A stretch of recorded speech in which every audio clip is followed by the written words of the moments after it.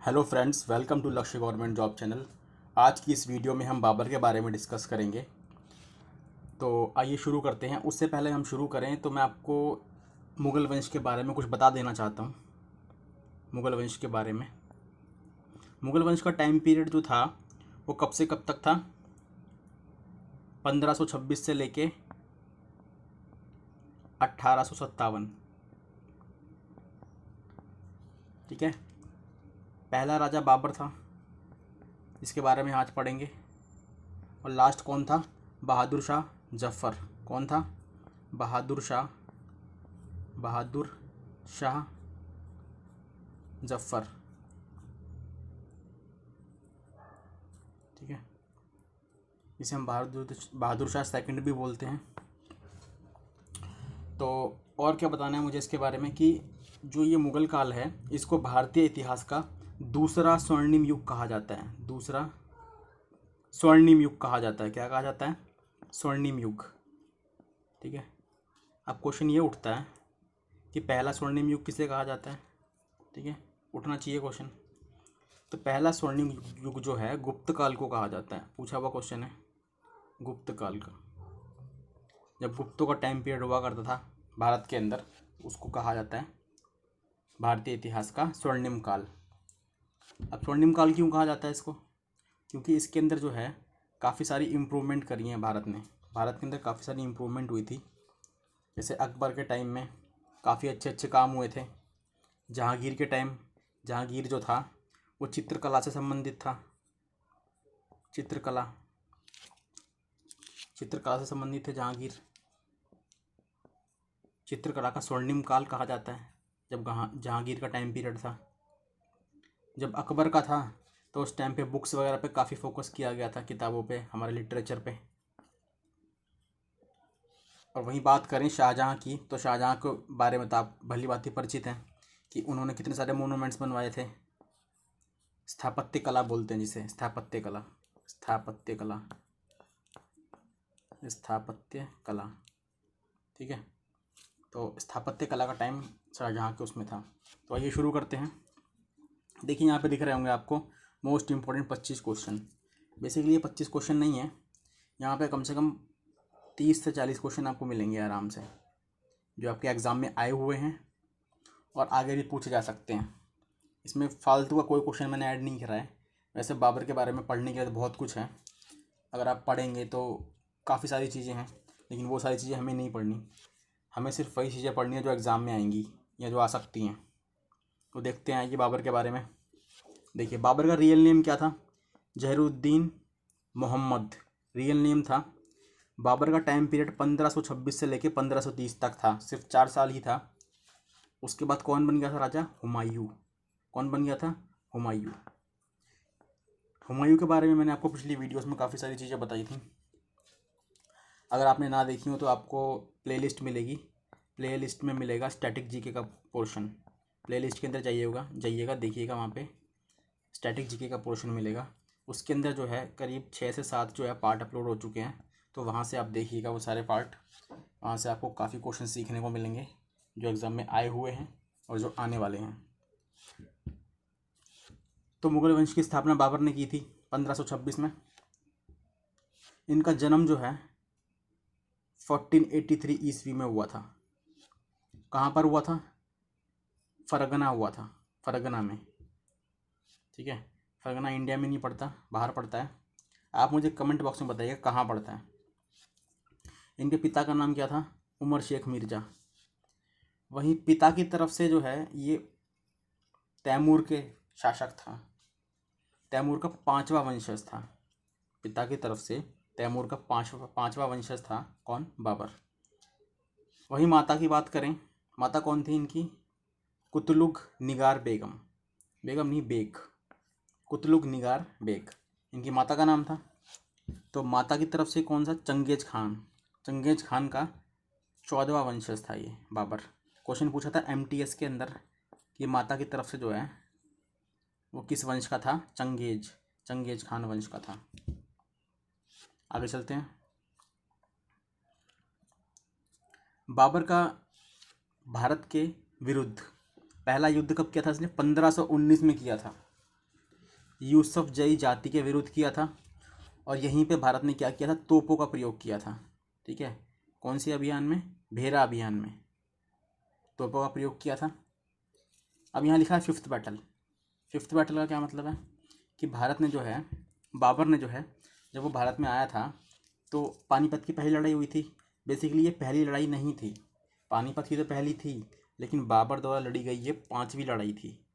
कौन सी लड़ाई थी, 5वीं लड़ाई थी। 4 लड़ाई वो पहले भी लड़ चुका था, 4 नहीं 6ठी लड़ाई थी, ये 6th नंबर की थी। 4 वो लड़ चुका था, 5 लड़ चुका था, एक तो मैंने ऊपर बताई, और 4 और लड़ चुका था वो भारत के अंदर ही, कश्मीर में लड़ी थी। तो पानीपत की पहली लड़ाई मैंने आपको पिछली वीडियोस में भी बता रखा है कि कब हुई थी, 21 अप्रैल 1526 में हुई थी। कब हुई थी, 21 अप्रैल 1526 में हुई थी। किसके किसके बीच हुई थी, बाबर और इब्राहिम लोदी के बीच। इसमें बाबर की विजय हुई और मुगल वंश की स्थापना हो गई भारत के अंदर। आगे चलते हैं। बाबर ने जो है इस युद्ध में जो है, किसमें, ये जो पानीपत की लड़ाई थी, इसके अंदर बाबर ने क्या किया, तुलगुमा। देखिए हिंदी में ये टाइप नहीं हो पाया था तो इसलिए इंग्लिश में लिखा गया है। तो तुलगुमा बेसिकली है हिंदी में ही है, लेकिन इंग्लिश में टाइप किया गया इसे। तुलगुमा युद्ध की नीति अपनाई बाबर ने, किसके अंदर, इसके अंदर, पानीपत की पहली लड़ाई के अंदर। वहीं बात करें उपाधि, कौन कौन सी उपाधि ले चुके थे बाबर।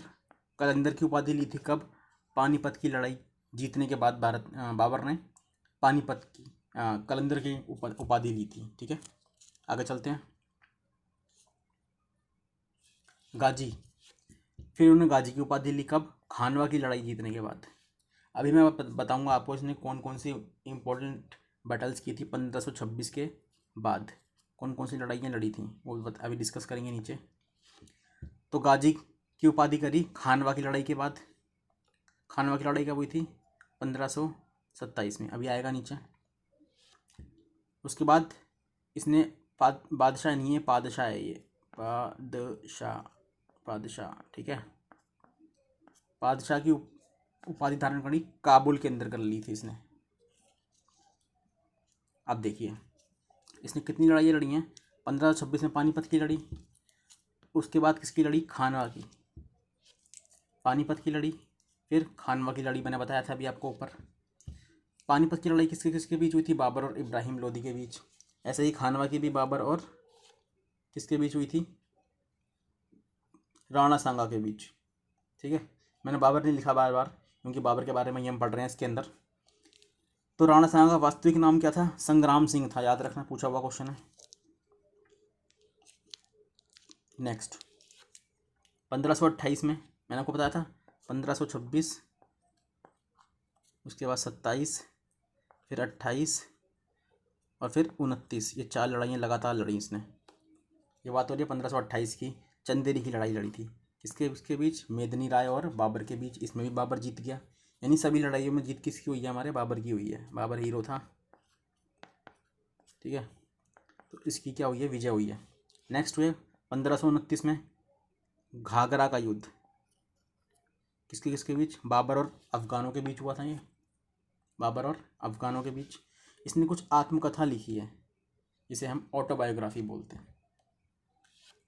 बाबरनामा, ये तुर्की भाषा में लिखी गई थी, लेकिन इसका फ़ारसी में अनुवाद कर दिया था, किसने किया था, अब्दुल रहीम खान खाना। पूछा गया क्वेश्चन, ये भी पूछा गया क्वेश्चन ये पूछता है मुगलों की, ये पूछा गया था क्वेश्चन, दिल्ली पुलिस के अंदर भी आया था और भी कई एग्जामों में आ चुका है, रेलवे में भी आ चुका है। मुगलों की दरबारी भाषा कौन सी थी, मुगलों की दरबारी भाषा, दरबारी भाषा कौन सी थी, फ़ारसी ही थी, याद रख लेना, भूलना मत। ठीक है, आगे चलते हैं। वहीं बात करें दूसरी आत्मकथा कौन सी थी इसकी, रिसल ए उसज, ये भी इसी ने लिखी थी, ये भी नोट कर लेना, हिंदी में है ये बेसिकली, मतलब ये जो लिखा गया है ये हिंदी में है, लिखी तो उसने तुर्की भाषा में ही थी वो। ठीक है, उसके बाद बादशाहनामा किसने लिखी है, ये भी क्या है, ये भी बुक है, अब्दुल हमीद लाहौरी, इसने लिखी है। ठीक है, पुत्र पुत्र की बात करें, पुत्र कौन कौन थे? हुमायूं, कामरान, अस्कारी और हिंदाल, 4 बेटे थे इसके। अच्छा, आप मुझे कमेंट बॉक्स में बताइएगा हुमायूं के बारे में कि हुमायूं की मृत्यु जो है कैसे हो गई थी, कैसे हो गई थी, ये बताना है। ठीक है, आपको लास्ट वीडियो में बताया था मैंने हुमायूं के बारे में। हुमायूं ने भी लड़ाइयाँ लड़ी थी, चौसा की लड़ाई और कन्नौज की लड़ाई, बहुत फेमस लड़ाइयाँ हैं ये जो उसने लड़ी थी। चौसा की लड़ाई कब लड़ी थी? 1539 में लड़ी थी, 1539 में। ठीक है, 1539। और कन्नौज की कब लड़ी थी? 1540 में लड़ी थी, 1540 में। ये 39 में थी। एक्चुअली क्या है, पेन ठीक से नहीं चल रहा है तो इसलिए राइटिंग अच्छी नहीं आ रही है, तो प्लीज़ माइंड मत कीजिएगा। आप नोट करते जाइए अपने साथ, पेन और नोटबुक लेके बैठिए और उसमें नोट करते हुए चलिए। आगे चलते हैं। इसके अंदर हमने पढ़ा ये 4 बेटे थे, हुमायूं के बारे में मैंने आपको बताया। तो दोनों में ही हुमायूं हार गया था। हुमायूं जो है दोनों ही लड़ाई में, यानी चौसे के युद्ध में भी और हमारी कन्नौज की लड़ाई में भी हार गया था। ठीक है, चौसा कहाँ पड़ता है? बिहार के अंदर पड़ता है, पूछा गया क्वेश्चन है। और कन्नौज कहाँ पड़ता है? यूपी में पड़ता है, ये भी नोट कर लेना। बाकी आप प्रीवियस वीडियो ज़रूर देखना, क्योंकि उसके अंदर काफ़ी ज़्यादा कुछ सीखने को मिलेगा आपको। एक ही वीडियो के अंदर कम से कम 50 से 60 क्वेश्चन होंगे।